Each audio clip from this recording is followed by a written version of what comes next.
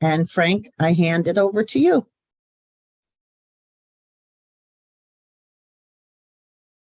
Frank, you're muted. Thank you very much. Hello, good morning, good afternoon, good evening. Hello from Berlin and Brussels in Europe. Thank you, Deborah, for your introduction, for your commitment to make this project a reality. And dear participants, thank you very much. A great pleasure to participate in this event today. I would like to thank you on behalf of the EPI co-leads for your availability and attention to this workshop. My name is Frank Siban-Thomas. I work at the European Commission at the Directorate General for Employment, Social Affairs and Inclusion, where I head a unit dealing with fair, green and digital transitions and research. And I'm here with a colleague of mine who is our main contact for SEM-related initiatives, Pablo Jacome Alvarez. Pablo, feel free to turn on the camera and show you who is the man behind a lot of work we're doing in the SEM area.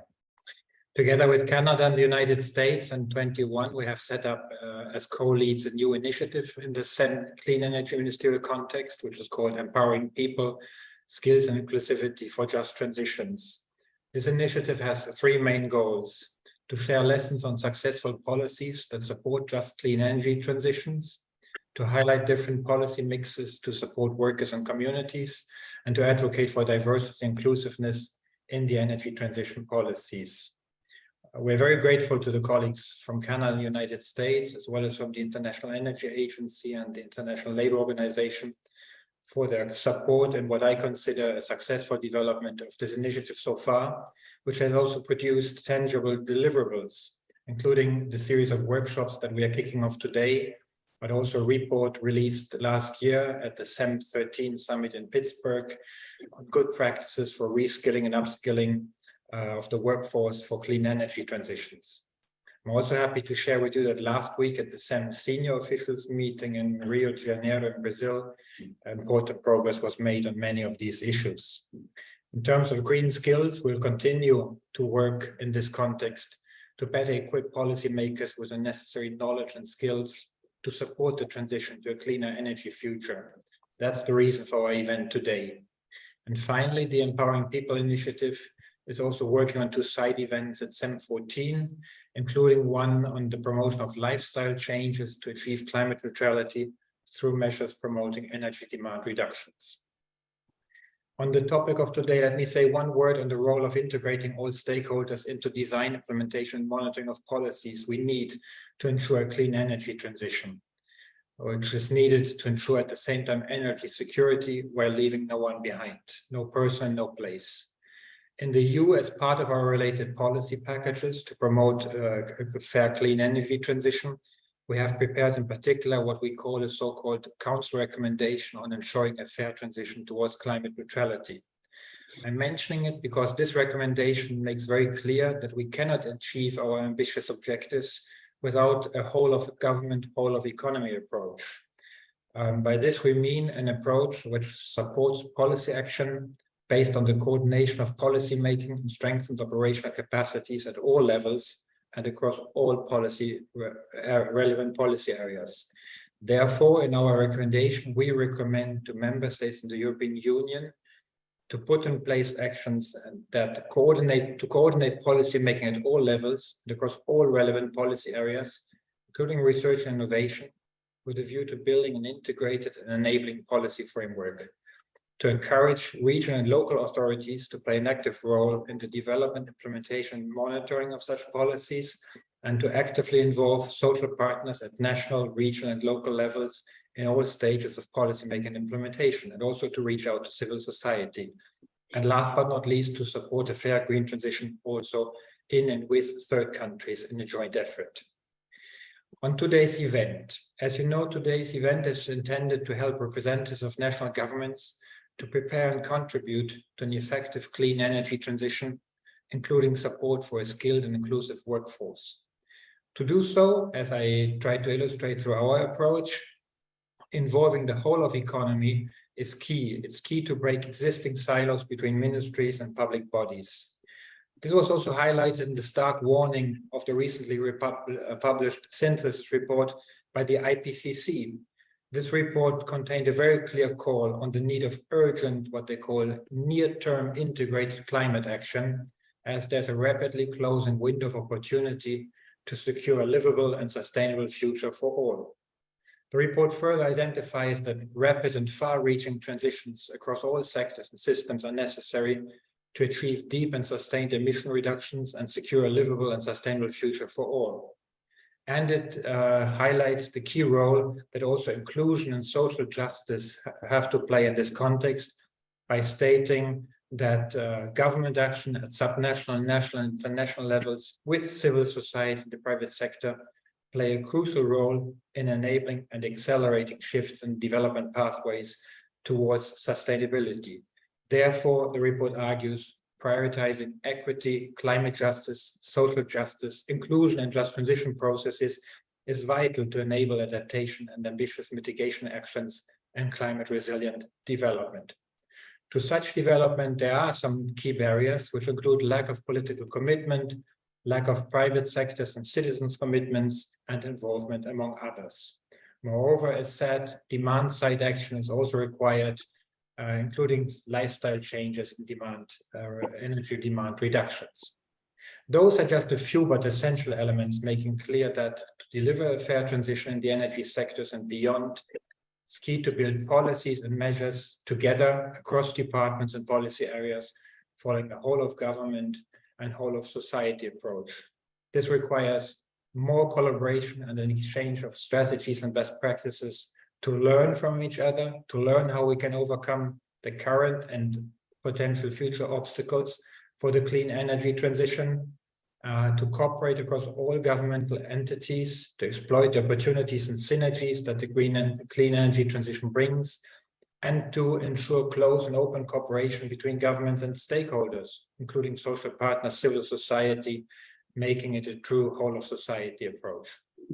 Let me end with one example. A recent example of policy initiatives in the green sectors that are such an approach is the Net Zero Industry Act, which was proposed by the European Commission, which aims to scale up manufacturing of clean technologies in the EU. This act includes as key actions across different clean energy sectors, such as simplifying regulation, supporting innovation, facilitating finance, and enhancing skills. So it shows that to make progress, we need to get everyone on board. With this, I would like to thank you for your availability to participate in this first gathering and wish you all a fruitful session. We very much look forward to engaging in this journey with you and in learning from your best practices and experiences. Thank you very much. And with this, back to you, Deborah. Thank you very much. And thank you so much for being such a leader in this space. And so now I'm going to share my screen and we will get started with our presentations. So welcome to all of you to the Clean Energy Economy and Workforce Solutions Summit. This is the first in a series. Our focus is on resources, policies, and communications. This Solution Summit is part of the IPEC project, which stands for Integrated Policymaking and Empowering Communications for the Clean Energy Workforce and Economy. It comes, as you've heard, from the Empowering People Initiative and the Clean Energy Ministerial. My name is Deborah Rowe. As you can see, I'm president of the U.S. Partnership for Education for Sustainable Development. And I also co-chair the Educating for Green Jobs International Initiative with the Higher Education Sustainability Initiative, and it started out of UNEP. I also co-organized the National Clean Energy Workforce Alliance out of the U.S. that we ran simultaneously. We're very glad to welcome all of you today to this first in the series of Solution Summits. From the International Energy Agency, governmental policies really do matter, especially in times of crisis. Policies that have incentivized faster deployment of clean energy have been successful. So that's why what we're doing here today is so very important. Our agenda for today, we're going to do introductions. And these introductions are important because we want you to get to know each other and work with each other, not just during this series of Solution Summits, but on an ongoing basis. so we can make it easier for ourselves and our governments to do the work they need to do. We'll focus on the purpose of the summits, the need for the summits, and the previous activities we've done to set you up for success. We'll talk about what will happen in the series of solution summits and the benefits for you and your government. Then we're going to have some great speakers talking about an international jobs platform for solar energy and green skilling tools that you can use right away. We'll share with you a list of key resources that we've started with, but we will be adding to as the summit series goes along. We'll talk about who else needs to be at the remaining solution summits and what you can do about that. And then we'll also be sharing with you forms for each country that we want you to fill out so that you can share your policies and your programs so that we can learn from each other. And then we'll review next steps. So thanks, big thanks to Empowering People Initiative, to the Clean Energy Ministerial, to each of you who are here engaging and creating the solutions for climate change and the clean energy transition, and to Evie Mendelko. I couldn't do any of this without her. She's a true partner with me, and all of the speakers today. So let's start with introductions. Because we want you to know each other, we've set this up so you can save the chat. And please put your name, job, role, the organization. And so if you're with the government, you can say this department of this government of this country and the country that you are from into the chat. And while you are all doing that, I also want to take a little poll. So if you could go to Menti.com and put in the code 8808119. And it's better if you do this on your phone because then you don't have to switch back and forth. But you can also just use the link in the chat. Click on the link in the chat. And Evie, you might have to put it in a few times because people are putting in their introductions. But then could you please put in what country you represent? And maybe you don't represent a country, but you're just from that country. And so I see already we have a number of countries here: European Union, Azerbaijan, Kenya, the US, from Appalachian, the US, Bulgaria, European Union. And these will get bigger. If you add in the same country as somebody else, then that word gets bigger. So we've got some additional people from the US, I see. Turkey, Mexico, you can, Germany, Bangladesh, you can see this. I'm not going to read them all off. I'll give you another 10 seconds to put in your country. Once again, just click on the link in the chat, or if you can't find it, just go to Menti.com. We're going to have 4 polls today and use the code 8808119. Ethiopia, I know we have a nice size contingent from Ethiopia, Palestine, Korea, Republic of Korea, Canada, Spain. So there are 43 countries that have signed up for this series, which is a wonderful set of countries that we will be able to share our lessons learned, what has worked well, what hasn't worked well, what we've learned from it, what good policies we have, so that it'll make it easier for all of us to create success. Let me go to the next one. If you are in government, and I know there's a handful of people who somehow signed up for this who aren't in government, these series is really dedicated to be for governmental staff. But if you are in government, which sector of government are you from? So if you could click on whether it's education, economic development. Already I see somebody from energy, or they might be from the climate or environment parts of their government. We've got people from labor, social affairs and well-being. What else have we got? A lot of people, it seems, from the energy, climate, environment space. And let me tell you why we asked this question. We have to have coordinated policies across multiple areas of government. And the clean energy workforce policies and programs tend to come out of this energy, climate, environment area. But meanwhile, there are related policies in social affairs and well-being, in labor and employment, in industry, in economic development, which oftentimes has resources, but they aren't necessarily geared toward the clean energy transition, and they could be, given how urgent it is of a world priority. Education. See, all these areas of government need to coordinate with each other, right? So to get the best outcomes that we can. I'll give you about another 10 seconds to put in the area of government that you're from. I know we have somebody here from industry, but they're actually from outside of government. They're from a global wind organization. But you can see that we don't have a lot of people from within government from that industry side. So that's something we'll be talking about more as we go along. Okay. Thank you for this. So now what we want to do is let you know that we are going to have a questions and answer session. So please put your questions into the chat. We will be pulling those out, and we will be opening this up after the presentations today, because we're interested in what you have to say and answering your questions and seeing what you have to share. So we've done these two polls, which country you represent and which area of government you're from.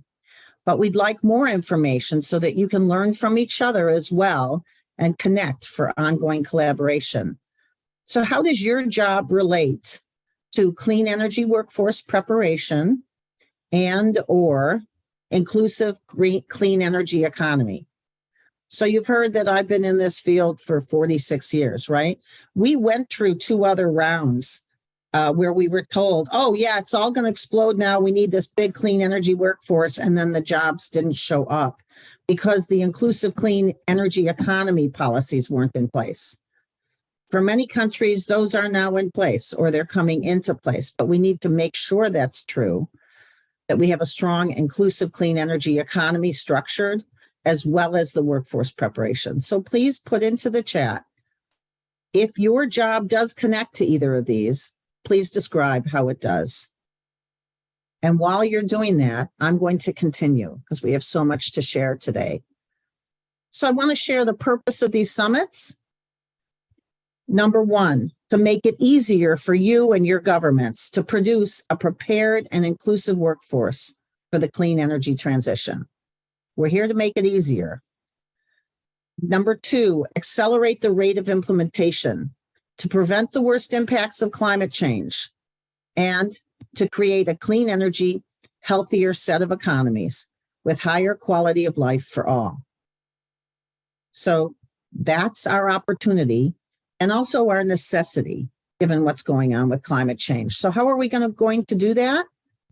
Well, first, we're going to share policies and communications about programs, because lots of times it's not about getting a new policy. It's really about taking existing programs and empowering the implementers so that they can take it to scale, they can accelerate implementation, and to coordinate across different parts of government and across countries.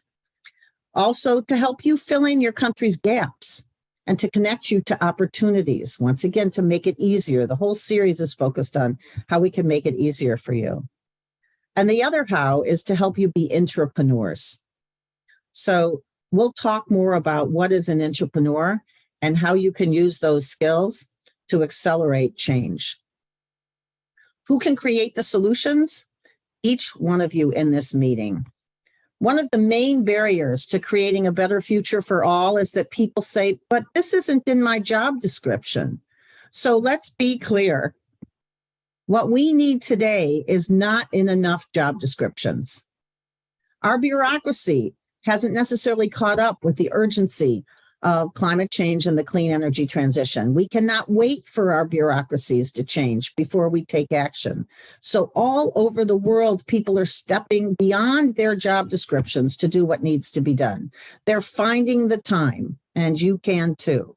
Spending less time in meetings that's wasted time, prioritizing what they do with their work, and speeding up the pace.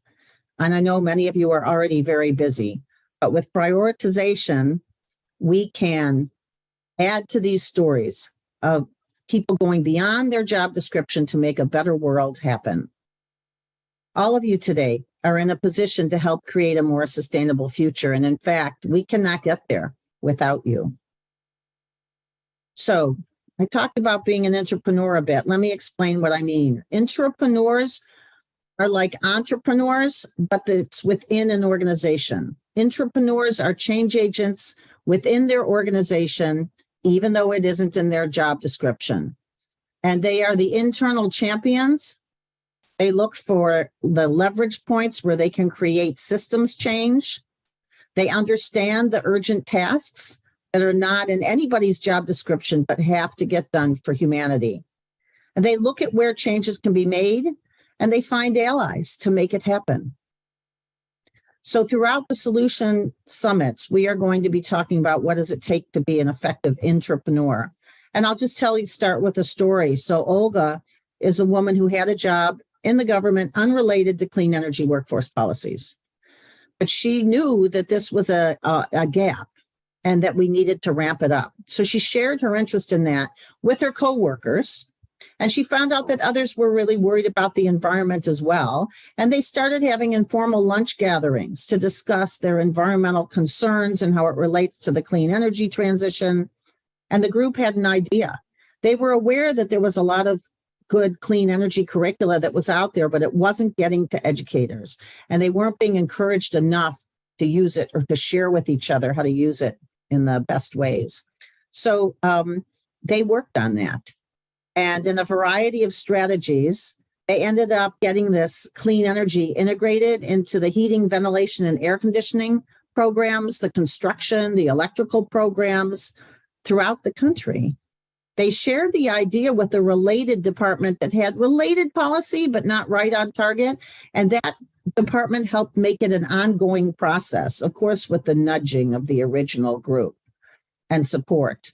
Olga actually ended up getting promoted into a job where she can do this full time. She was recognized for her efforts, and she ended up with a job role that she loves waking up to every morning. So I'm not going to promise if you're an entrepreneur that you'll get a promotion, right? But what you will get is important change that you can be proud of. Whether or not you're in a position to create policies, you can still create this important set of changes. So we're going to spend more time on what it takes to be a successful entrepreneur later on. I just want to give you here's what's coming up. Using some materials from Story of Stuff at the next Solution Summit. We're going to talk about what kind of change maker are you naturally, and what other kinds of change maker could you be? And by doing style flexing, create much more accelerated positive outcomes for your country and beyond. So why do we need these solution summits? Okay, this is obvious to us all, but let's just name it. We have a big emergency for humanity, an even bigger crisis than the COVID that we've just been going through. The Intergovernmental Panel on Climate Change, all the reports are there. You will get the link to all these slides. And it says, unless there are immediate, rapid, and large-scale reductions in greenhouse gas emissions, stabilizing our climate is just going to be beyond our reach. So we have a brief and rapidly closing window of opportunity for a globally livable future. And scientists say, just to give you a sense of the target we're working on, we need a 50% reduction in greenhouse gases by 2030. I'm not here to doom and gloom you. We have solutions. And by being here, you'll be able to be an even stronger part of that. But we have to name what will happen if we don't take accelerated action. More catastrophic weather, damaging winds, major flooding, wildfires, droughts that are affecting communities' ability to access clean water, drinkable water, and agricultural crop failures that, of course, is going to increase hunger. Many health-related human impacts, increases in infectious diseases and other diseases like heat-related deaths. Really, bottom line, like economic and environmental, what I call societal disruptions. And we don't want to go into crisis mode. We want to be able to accelerate the solutions so that we can keep our societies more stable. Let me just show you one study, the risk of climate instability in terms of the heat and humidity. This came out of Princeton University, and they looked at the fact that a lot of people will not be able to live where they're living now because the combination of heat and humidity will not be something that the human body can sustain. So we're looking at 3 billion lives, it looks like, that are at risk. Can you imagine what kind of climate refugee and migration and refugee issues we're going to have? And 80% of the planet's population have already been impacted. So that's why we need to act quickly. Our days should look very different than business as usual. There's hope, but we have to prioritize the increase of prepared workers for the solutions. And I'm not going to list all the solutions, right? But we all know that there's progress being made in transportation and getting renewable energies on the grid and getting distributed renewable energies as well. Deep decarbonization of buildings with energy efficiency and clean energies.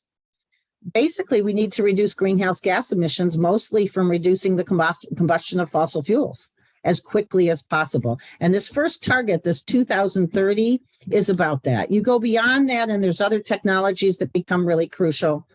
But for right now, it's just implementing the technologies we already have that are really already cost effective. But we have to reach these science-based targets to help stabilize the climate and prevent the worst impacts. It's the pace and the scale that we have to change, because the pace and scale of climate action is insufficient right now to tackle climate change. And because massive numbers of employees are needed. So I'm not going to list off all of these. You can just scan them. But the International Energy Agency, the United Nations Environment Program, where we wrote that global guidance document for education on green jobs, and the International Renewable Energy Agency all have listed and done analyses on the millions of new jobs. The core problem here is that clean energy and other green economy employers are very busy. And for employers, it's difficult, it's impossible to connect with the students and the potential employees when they're just left on their own. There's thousands of technical institutions, universities, other training providers, and the employers don't have the time to connect to each, to explain what skills are needed, not only for new employees, but their existing employees. And many of those employers don't have the skills to know how to recruit people into the field and to work with these education and training organizations. You know how glitchy working with different training organizations can be in terms of their websites for their jobs all have different passwords and different deadlines. And we're not rolling out the welcome mat, and we need to, because these clean energy employers are so busy. I'll just give you one example. 2 years ago, we did a webinar with the World Bank, and we had on the panel somebody from Solar Sisters. She called a university. She needed to hire people to do some of the central management, and they didn't even return her phone call. She had to call multiple times. So job placement processes are not smooth. We can fix that, and it'll make a big difference. So here's another poll.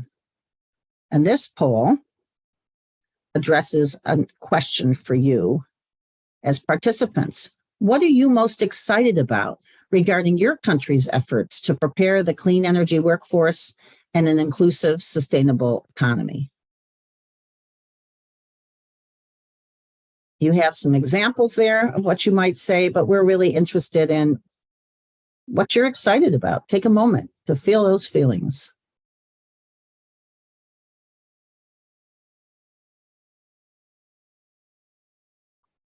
Does this mean that the 48 of you are not excited? Evie, you have the link again in there so they can click right on the link to go back into Menti. I put the link back into the chat. Okay, thank you.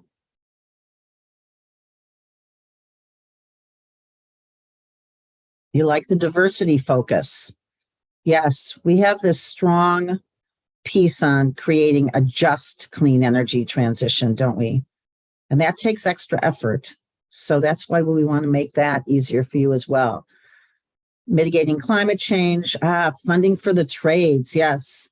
Stability, protecting the environment, meeting our targets that we said we were going to meet, using the tool of community benefits agreements, community benefits plans, focus on well-being. Oh my, that's a lot. I love it. There's so much to be excited about here, right?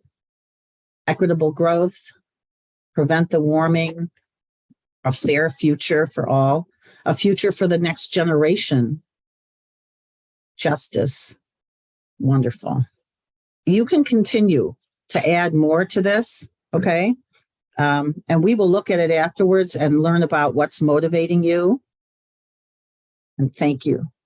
I'm going to go back to present some more because we have, once again, a lot to share with you that'll make things easier for your efforts. So let's review what we've done previously in preparation for today. We've had this Education for Green Jobs initiatives coming out of the United Nations Environment Program we worked with first, and then HESI, the Higher Education Sustainability Initiative, which is multiple UN agencies and a bunch of organizations out of higher education with sustainability areas of focus. But you can see we also have trade associations here that participated, the Green Learning Network, which you will become introduced to as the summits go along, where you can access knowledge items. That was 4 UN agencies that came together that contributed that to this effort. The publishers, and here are the people who collaborated on this and on the global guidance document. You'll see there the World Bank, a bunch of UN agencies, other groups, ILO. We did multiple convenings, and those convenings we introduced to each other, the educators, the employers, the trade associations, the career advisors, the community-based organizations, a bunch of different stakeholders. I won't list them all. What did we focus on? Improving the following: student recruitment into the area and accurate career advising, because it just wasn't going on in many places around the world and still isn't. We also focused on improving curricula, which is what people tend to think about, but that's only one component. And to first listen to employers' needs, because lots of times they didn't want us to educate in the things that we assumed that we needed to be green skilling around. And then employee placements that I've already mentioned, the job placement process, but also retention, especially with a diverse workforce. And then academic research, making sure it's more relevant to the challenges of the clean energy sector. So we worked on improving all of those, but we found through that series of Solutions Summit, and we have a virtual community of around over 4,000 people working on that. What was missing? 2 key pieces that we have now designed into these Solution Summits through EPI and SEM, the Clean Energy Ministerial. Collaboration for coordinated policies across countries, and also within countries across different parts of the government. That was missing. So we had to bring together those who are in government. I know this sounds abstract, but we will have practical steps to achieve the necessary collaboration you'll hear about. And then empowering communications, where you already have programs. How can the governmental staff communicate with the implementing organizations, educators, nonprofits, businesses, governments, to accelerate and take to scale the programs that we need? So that's what was missing and what we've designed into this series of Solution Summits. This is a very action-oriented set of Solution Summits. At the end of our virtual meetings, each one, we're going to want to hear what you are doing to support better policies, programs, and accelerated change. This is not about an interesting conversation. It is not about armchair pontification. This is about taking actions. So we will be asking you about, where you're at, what actions can you take, and how can we support you in that? So to review real quickly, the crucial problem we will solve together is how can we help the clean energy employers quickly find the diverse workers that they need, and that we will help accelerate. And when I say we, I mean all of us here, right? And those we're going to invite into this process. Accelerate policies, processes, and programs to help the employers meet their workforce needs and include in the workforce the historically marginalized groups, women, economically disadvantaged, etc. So what's going to happen? What can you expect? We're going to identify the gaps that need action. We're going to learn from experts. You're going to receive sample policies and communications. You'll connect with potential stakeholder allies and key decision makers. We'll utilize key tools and resources. You'll be choosing actions and taking advantage of opportunities, and we will celebrate the progress. And we'll build relationships for ongoing collaboration and better outcomes. That's what we're going to be doing. And what are the benefits for you? You know, you've got a lot to do. Why spend time on this? Because you will get access to opportunities. You'll hear about 2 of them today and more in the next Solutions Summit. You'll have a more prepared workforce. You'll have a stronger, green, and inclusive economy. And you'll have strengthened relationships both within your country and across countries. You'll have stories that you can tell your family and friends about what you did, about the positive outcomes you helped create, and greater happiness, your happiness and others from your contributions to a better society. So those are the benefits of participating in this. And now I want to introduce you to our 2 speakers today. One on an international solar jobs platform and the other on green skilling in so many ways I can't even describe it. So we have with us Daniel Dang, who's the Director of Business Development at Solar Power Europe. He's going to talk with us about the International Solar Jobs Platform and skills needs. And from the International Labor Organization, we have Hai-Kyung Chun, who's going to talk with us about green skills, tools, resources, and opportunities. So over to you, Daniel. Please keep your questions coming in the chat as we do this. Thank you, Deborah. I believe that we have a generational opportunity to inspire, to train, and to employ millions of trailblazers, history makers, and game changers to help us with, in fact, one of the biggest challenges that we have ever faced, climate change. And I believe that we can only do this together. I do believe that we want to do this in a fair and a just way where diversity and inclusivity thrive. I am Director of Business Development in Solar Power Europe. This is the European Solar Association. I'm very excited to share with you some of the experiences that we had in Solar Power Europe on the topic of green jobs and green skills.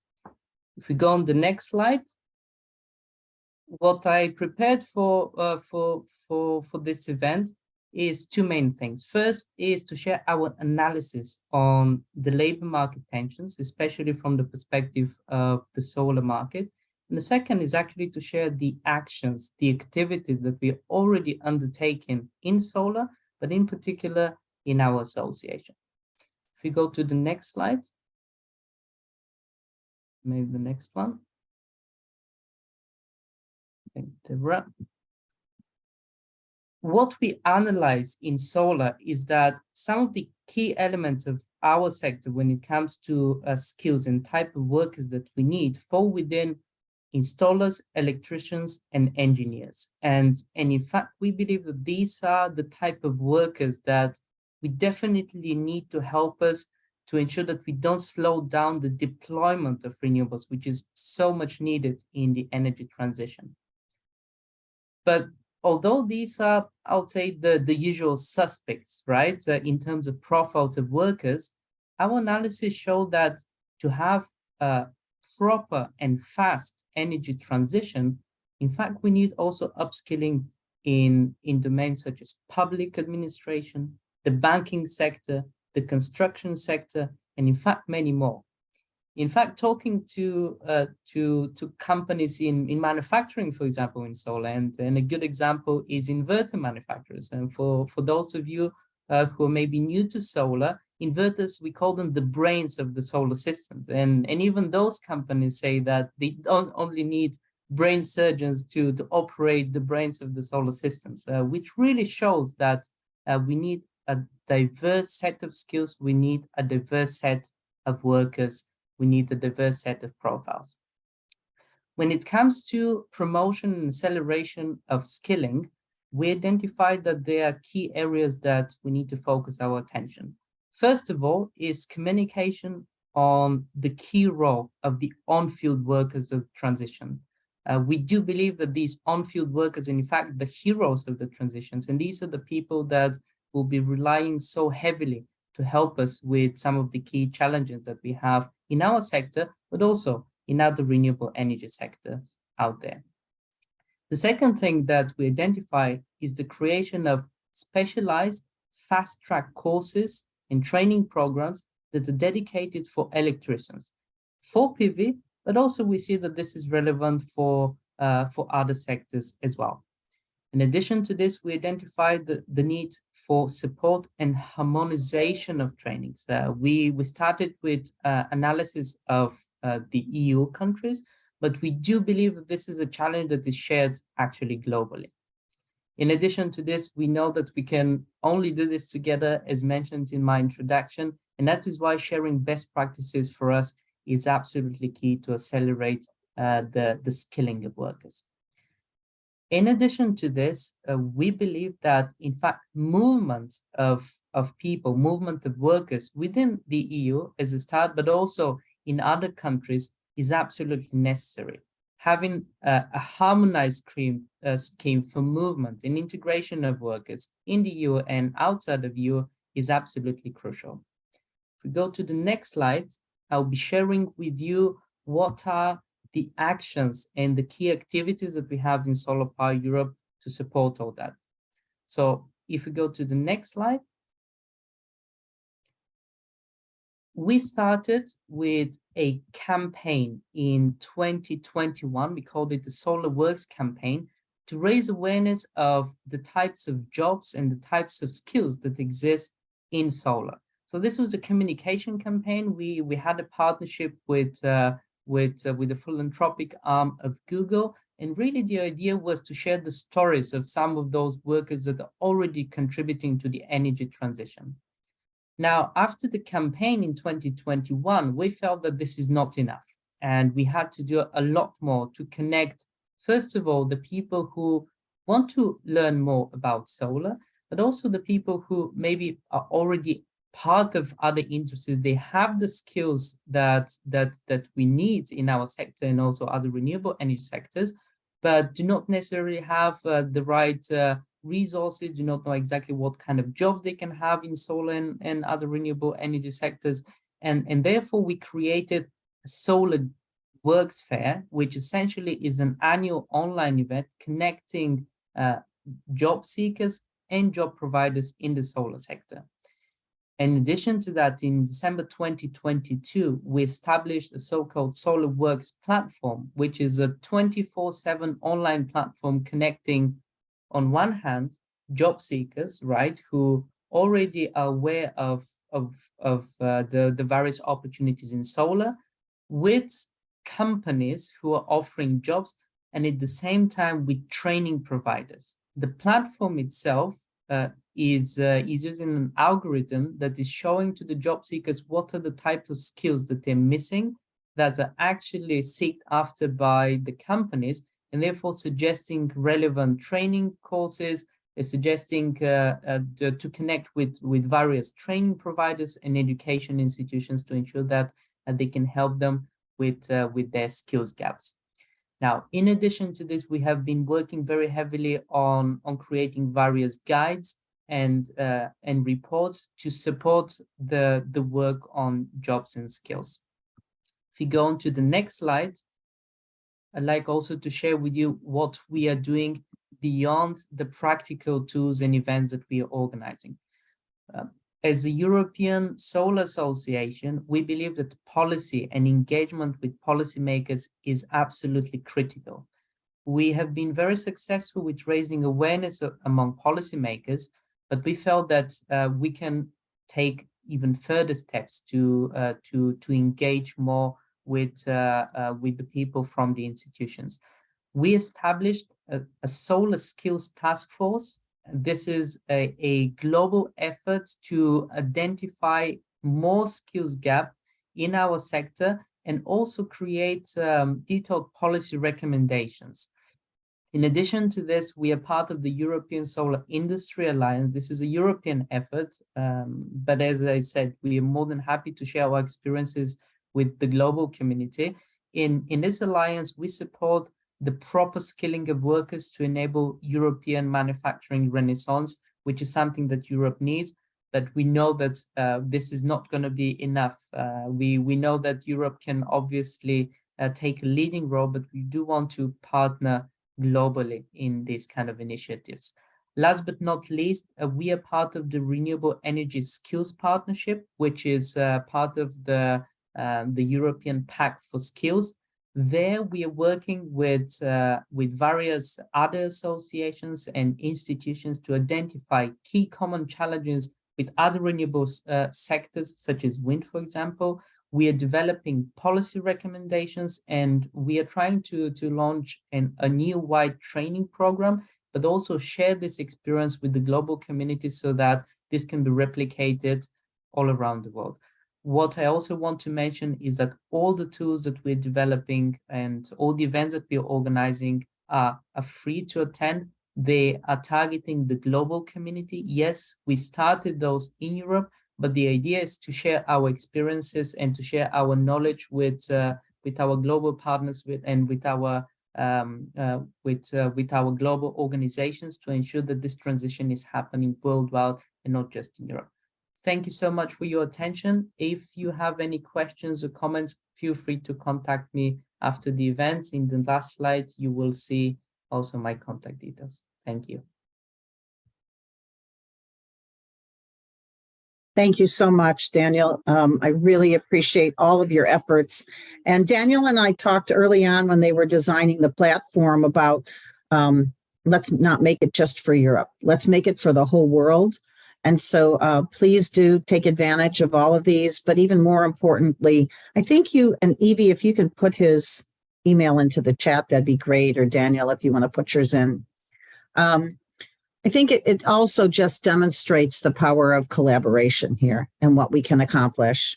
So before we go to our next speaker, and I want to make you all aware that this is an 1.5-hour event. So we have about another 40 minutes in this event, and we hope that you will not disappear at the top of the hour. But I also want to share with you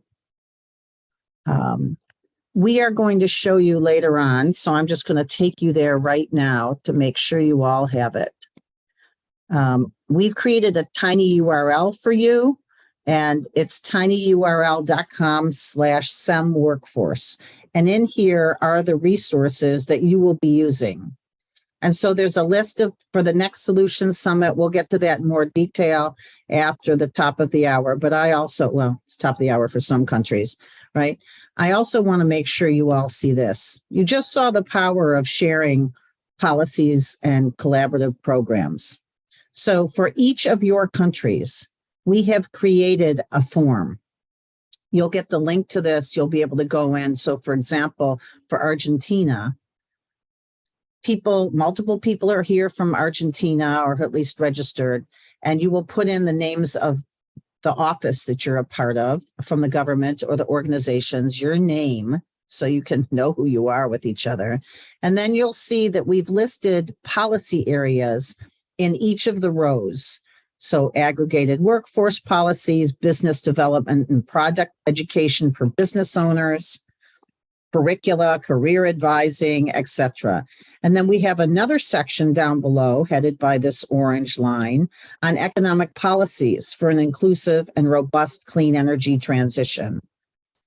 And then if you have other areas of policy or programs you think need to be added in, you can add them in on this form, because all of you can edit these forms.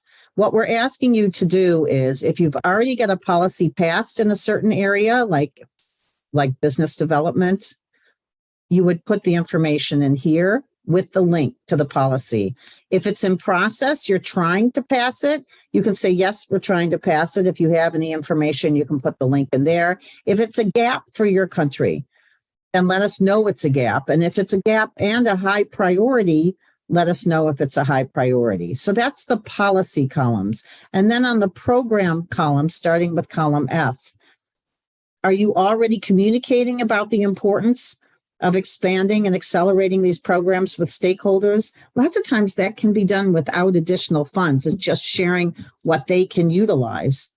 So if you're doing that, please put the links in each of these rows in column F. If you're not yet communicating about it, but you want to, you can just put a yes in column G. And if you have specific strategies that you've been using that you think have been successful at engaging your stakeholders, that's column H. So each of you will do that for your country, and of course, multiple people within each country. We took the EPI co-leads, the Canada and the US and the EU, and we looked at some of the things that they shared with us and found some additional ones. And you can see here how we put in policies that are already passed, policies that are in process. And then what's nice is you will be able to open each other's forms and learn and access those resources. So we're going to be asking you to share, just like we've asked the speakers today to share. So I wanted to give you a heads up on that. You will be getting the link to that in a follow-up email and also in the slides that are coming up. But now I want to turn to Ha-Kyung Chun. Very excited to have her here from ILO, have admired their work for decades. Over to you. Thank you, Deborah. Good morning, good afternoon, good evening. My name is Ha-Kyung Chun. I work as a technical officer at the ILO headquarters in Geneva, working at Skills and Employability branch. A very pleasure to be at this meeting to make presentation on our approach by the ILO. Next slide, please. So I would like to just explain briefly, give you an idea how we support the countries. So the ILO has been at the forefront for applied policy research, supporting countries for clean energy transition. So we had a 2 round of national studies on skills for green jobs, one in 2011, and the most recent one is in 2019. For the 2019 report, we made a global report, which was not only based on skills for green job national studies of 32 countries, but also looked at the 2 global policy scenario, one on energy sustainability, the other one on circular economy scenario, and see by 2030, what's the implication for employment and what's the implication for skills, gender, and occupations. And all the trends and evidence fit into the policy advice that we provide to the countries to support countries' transition to a clean energy by enhancing the relevance of skills development policies in line with the environmental and climate change policies. So we also produce various practical tools to provide policy guidance. And 2 main one that I would like to highlight is one on anticipating skills for green jobs, and one that we have last year recently launched, Greening TVET and Skills Development, which I will explain a little bit more in detail in a later slides. And of course, we do provide technical assistance to countries through projects and partnerships to support how to design and how to implement and how to monitor different national or sectoral skills policies in line with the country's screening agenda. And normally it's accompanied by capacity building activities. And 2 years ago, we launched new e-learning course on skills for a greener future in collaboration with ITC ILO, which is our learning arm of the ILO. So this is just in a nutshell how we, this is our approach on the topic on skills for a greener future. Next slide, please. So as mentioned in 2019, we had this global research report. And one of the main findings is that in this green transition, the job creation will outpace job destruction. But of course, that potential will depend on the availability of workers with the right skills. And one of the important findings that I would like to highlight is this changes in occupations, that as you can see in this graphs, one, the color in turquoise green color is energy transition scenario, and the darker blue is on the circular economy scenario. in one way or another, all the occupations will be influenced by this transition. And the most turnover is happening at the medium skilled occupations, which has a great implication for technical and vocational education training, the TVET level. I'm not trying to say other education, the higher education is not important. Of course, it is important where all the workers with a higher education degree will lead the innovation and research and etc. But what we need also more focus and more attention is at this TVET level. Next slide, please. So these findings allow us to think then what are the key elements for greening TVET and skills development? And we looked at the process that definitely we need to adapt competency standards and curricula that is tuned to the industry need for greening the industry, which has to trickle down to the training and the assessment level. And also we need teachers and trainers capacitated with an up-to-date knowledge and also skills to choose different pedagogies and assessment methods. All that nice curriculum and competency standards will not be translated, will not be implemented if we don't have the right teachers and trainers. So that's one of the important elements. Another important aspect is that we need to build a physical campus, the physical learning environment, more conducive to raise environmental awareness and environmental behavior. In addition to that, sensitizing enterprises on greening TVET and skills development agenda is crucial because enterprises, they are the one who can inform the skills anticipation system and also the education and training providers on what are the skills needs in order to advance the clean energy transition. But at the same time, this is the venue where students and trainees will come and practice their knowledge and skills that they acquired from education and training through, let's say, work-based learning. And we also need to look at the more broader system level, that the governance, including monitoring and evaluation, the funding and social dialogue, they are also an important element for systematically greening TVET and skills development. So greening education and training at all levels, it requires a systematic approach, and it's a normative process that should involve all the key stakeholders, not only from the government, but also social partners, industry experts, and enterprises, and TVET institutions, and etc. So next slide, please. So in that background, the ILO has launched Greening TVET and Skills Development, a practical guidance tool last year. And all the sections actually corresponds to the key elements that we found as an important element for greening TVET and skills development, from how to design competency standard up to the sensitizing enterprises. And we didn't want this tool to be a tool that is parked on e-library. So we tested the practicality of the tool by piloting in different countries. So in countries like Ghana, Zimbabwe, and Zambia, we provided specific support measures. What that means, for example, in Ghana, 12 sector skills bodies were gathered and capacitated on how to anticipate skills needs for green jobs for their respective sectors and where they stand in terms of their participation in greening TVET and skills development, and what are the actionable plans that they can implement. So they came up with a diagnosis and action plans at the end of the capacity building workshops. And then in Zimbabwe, actually the tool arrived when we had already developed with ILO support on 5 new curriculum for renewable energy sector and smart agriculture sector. So the tool was used to support teachers and trainers to be able to roll out those newly developed curriculum throughout the country.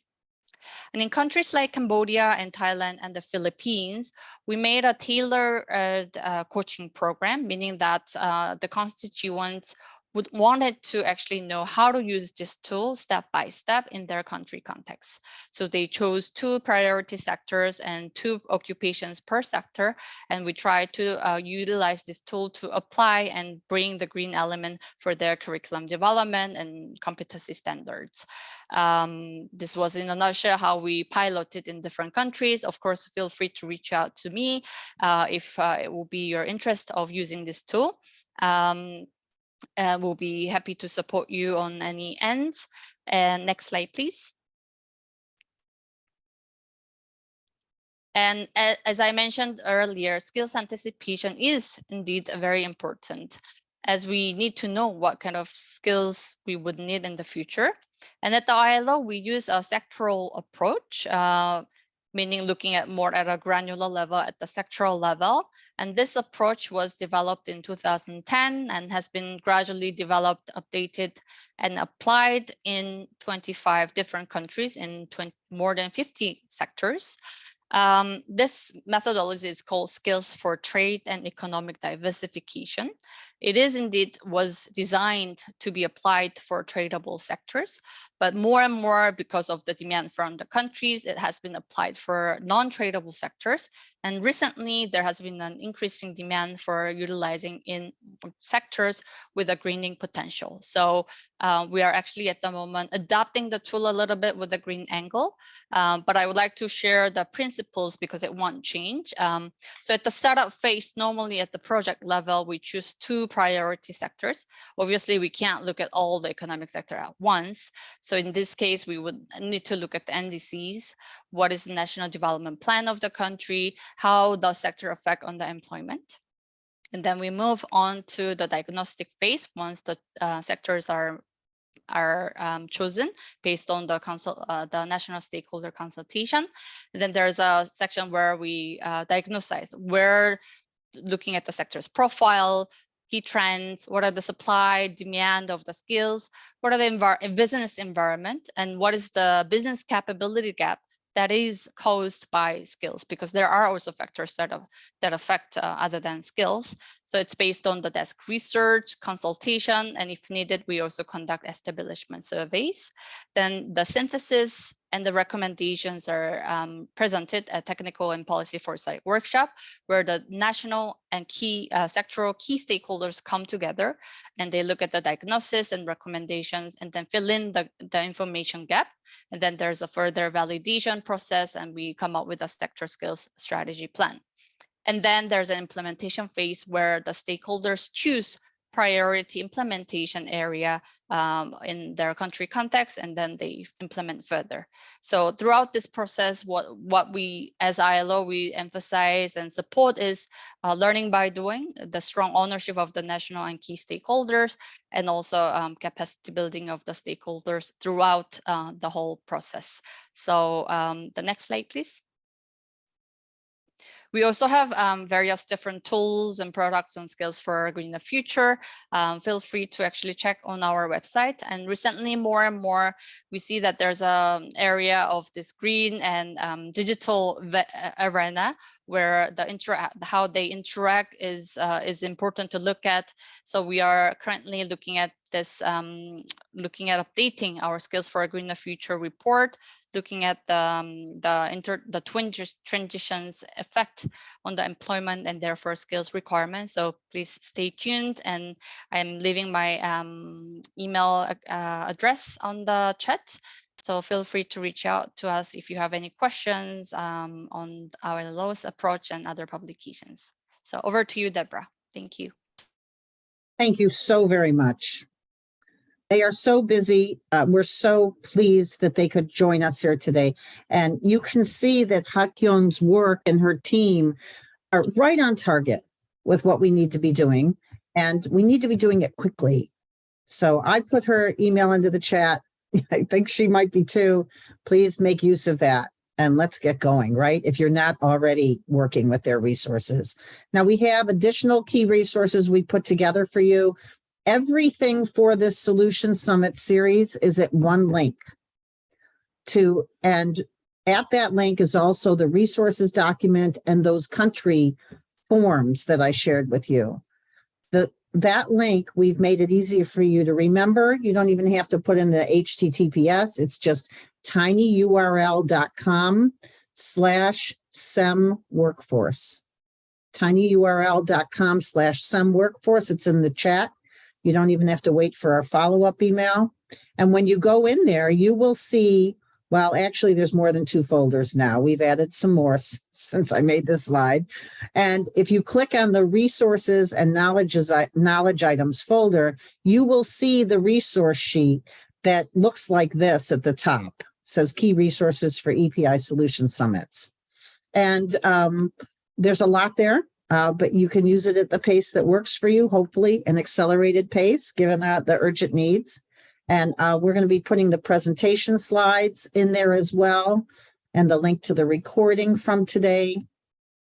And as I say, your country folders with your country forms. So we need to talk about who else needs to be at this summit, because while 150 people have registered from 43 countries, we don't have, as you saw, all the different governmental areas. So we would like you to forward the invitation we are sending to you, and we'll put it in the chat so you can forward it right away, to other governmental staff in economic development. It doesn't matter where they are in the hierarchy, you can still invite them. And we want people from the middle management area as well, not just from the top leaders. And anybody who you think could be interested in this, or people who you think are just in an area that where they'll say, oh yeah, this might relate. So as I mentioned, there's always economic development money in many countries, not all countries, but it's not necessarily geared towards this urgent clean energy transition. So let's invite them in. Industry and commerce, social affairs and well-being, education, labor or employment, and these could be called different things in different countries, and energy, climate, environment. Please invite governmental staff. All you need to do is send an email that says you are invited to a solution summit. See more information here. And then the link to the invite. All of that's in the chat right now for you, or it'll be there in a couple seconds. Also, you'll see a form. If you live in a country where with your privacy laws, it's okay for you to share with us the emails of others, we will look at that form and we will invite them. You can still forward it. It's good if it comes from two places. But we've got to get these other stakeholders within government to come to these solution summits to have the best outcomes. I already showed you this workforce policy sharing form. I showed you the Argentina example and the EPI co-leads where we filled it in. So please, that's kind of your homework. I know we're not in school, but that's going to make this whole process work. We want to learn from your policies and programs. So you just go there, click on the country's workforce folder. As I mentioned, each row is a different type of policy, and each column is a different category of action, whether the policies were passed or whether it's about communicating about your programs. And ask others in the government to help you fill this out, as well as inviting them to the summit.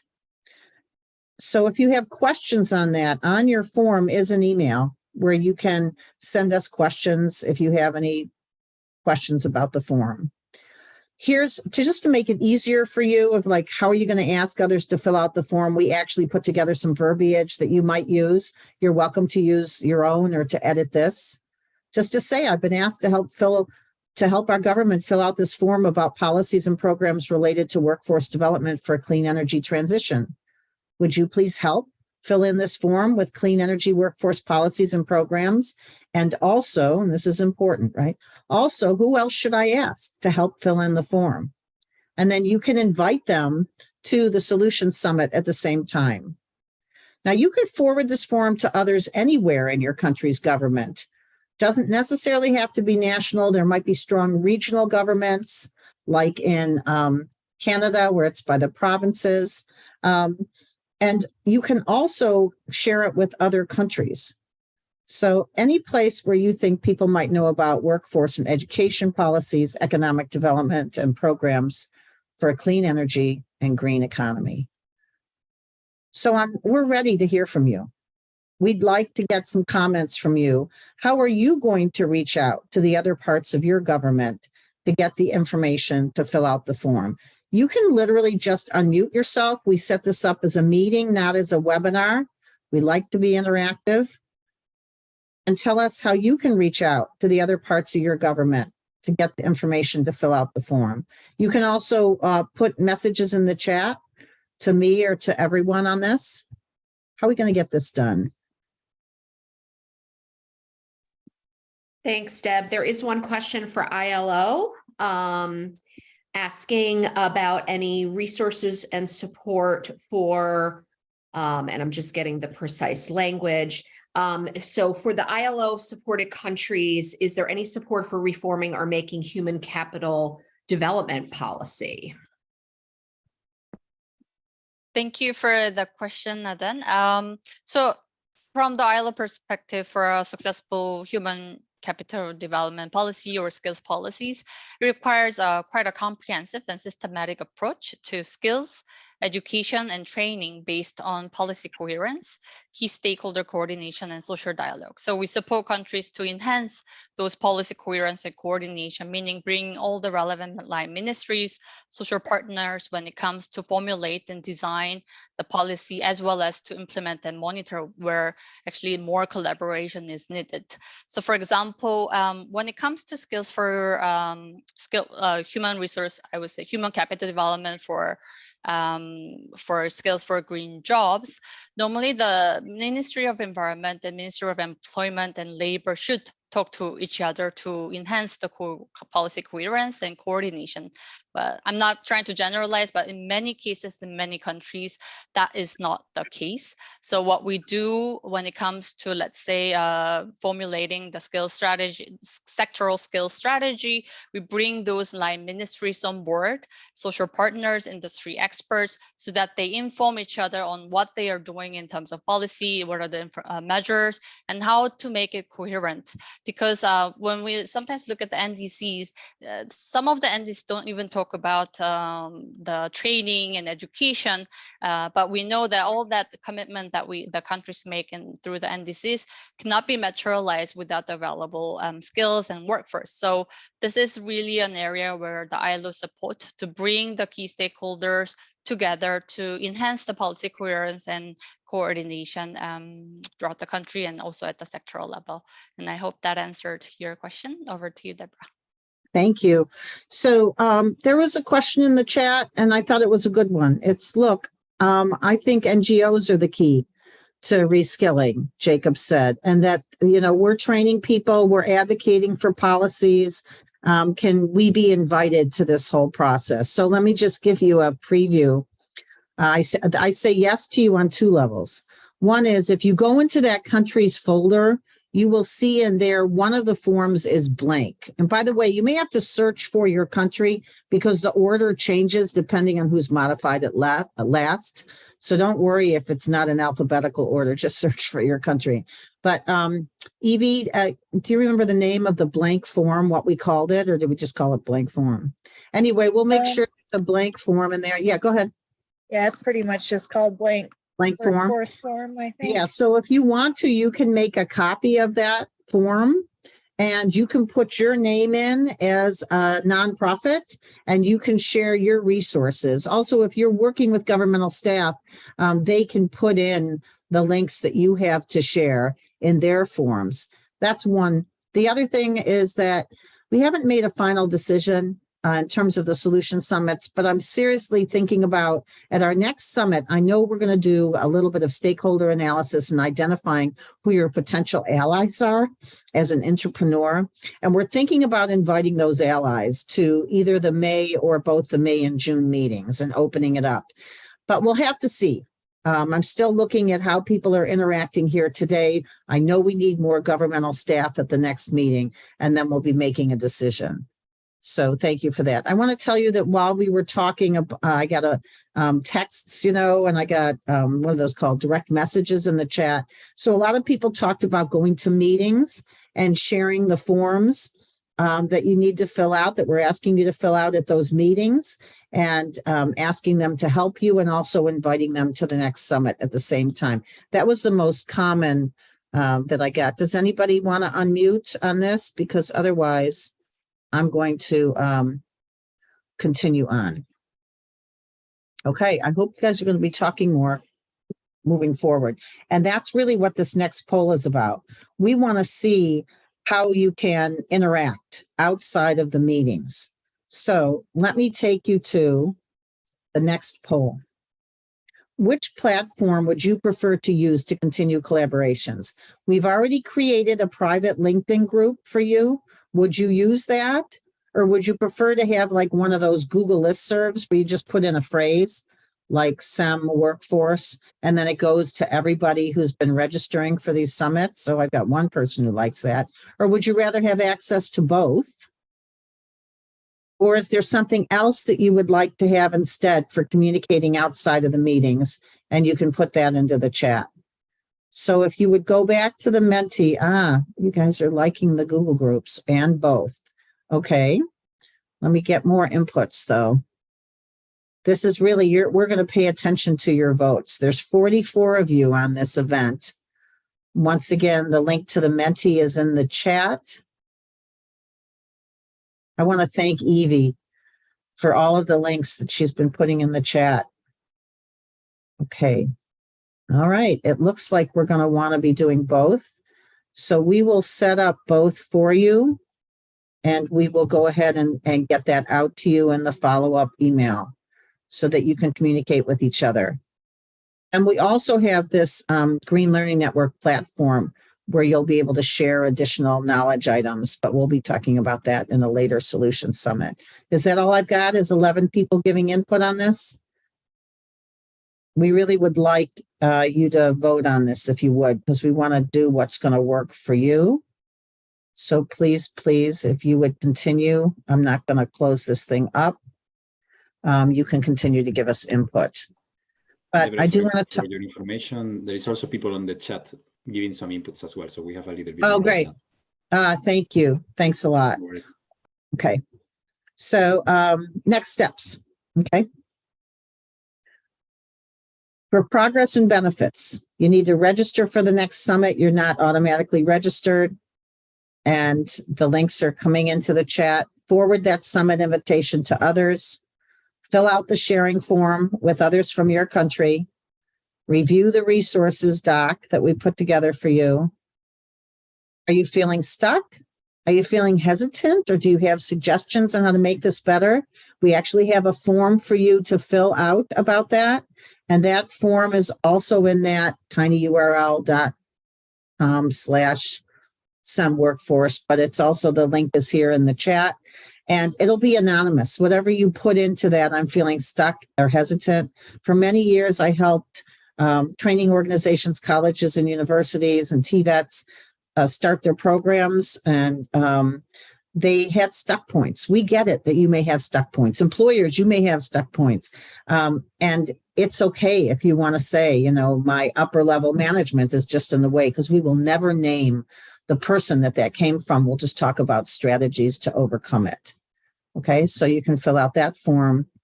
Now, to tell you a little bit more about this next Solution Summit, it's on April 26th at the same time as today. The link is in the chat. Forward this link to others, as we've said, and look at who's coming. We will have not only more information about how to be an effective entrepreneur, but we'll also have the International Renewable Energy Agency coming, the International Energy Agency.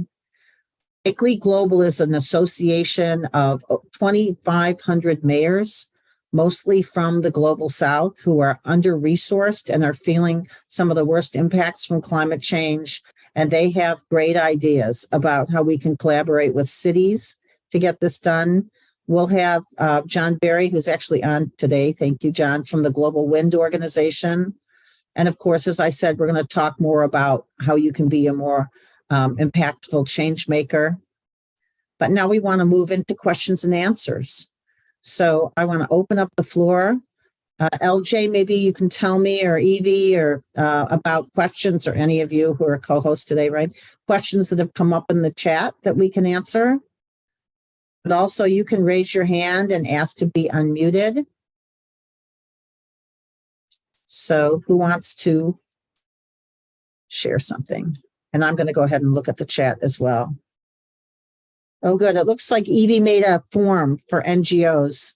That's great. Then you'll be able to meet other NGOs who are filling out the same form. Were there any questions that we didn't get to? Yeah, we had a couple questions about connecting to ILO, so we'll route those over to the correct contacts. But if there's other questions about what was presented today, feel free to keep those coming. Okay. I just want to mention LJ is like the coordinator of the EPI projects that are going on. And she and I also co-organize the National Clean Energy Workforce Alliance in the US.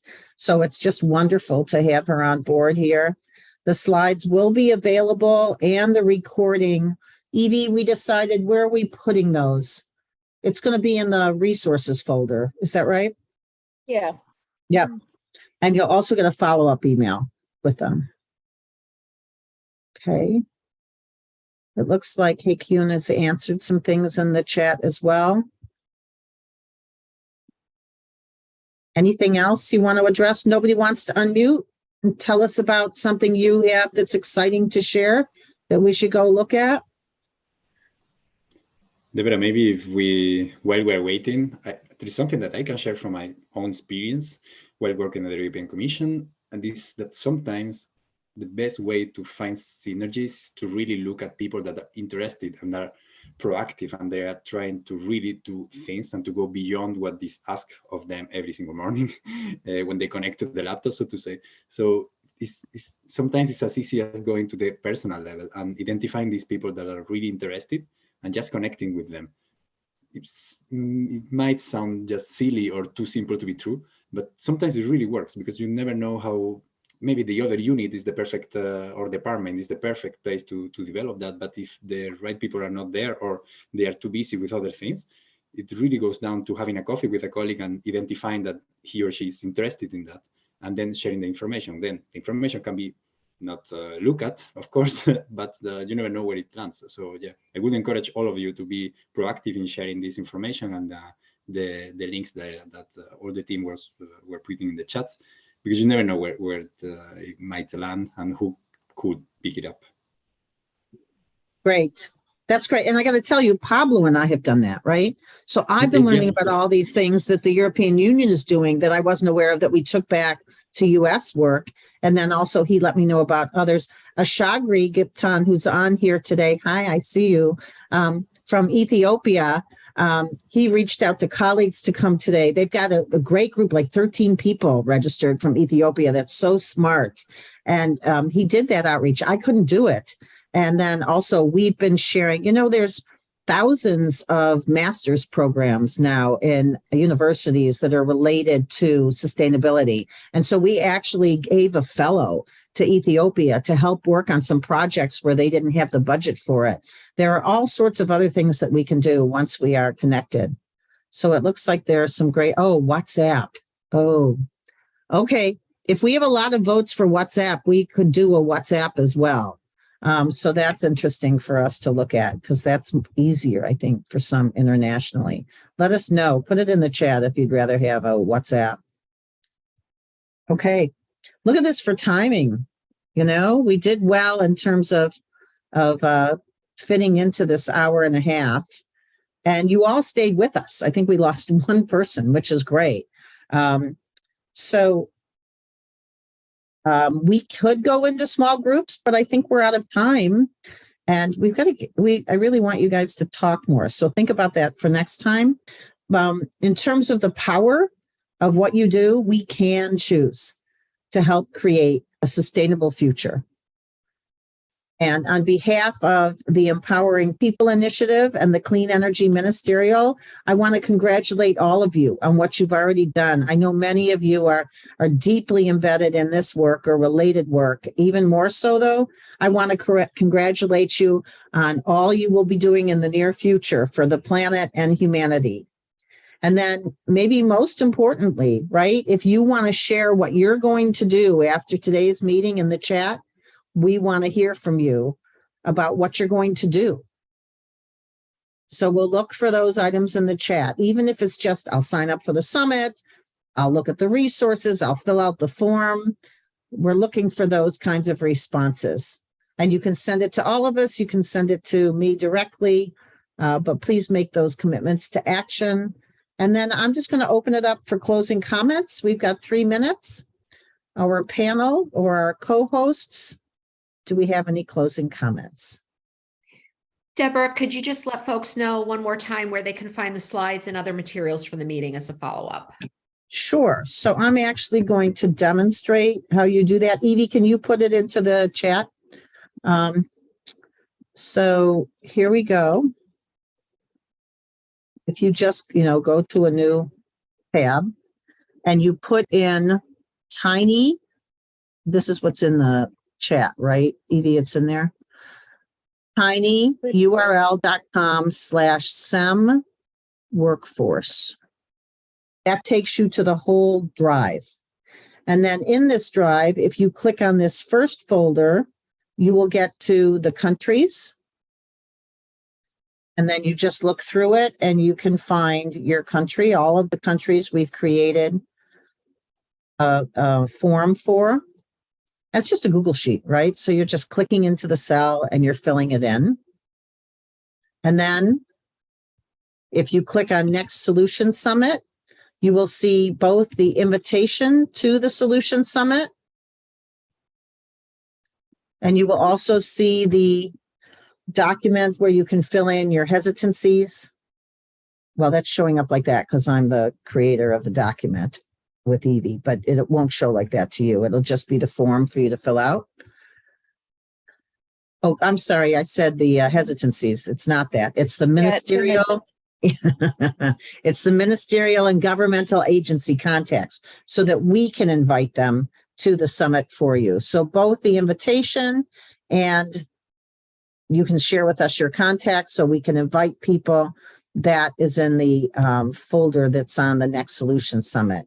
The resources and knowledge folder has the resources document. And we put quite a bit of time into it. There's a nice table of contents at the beginning.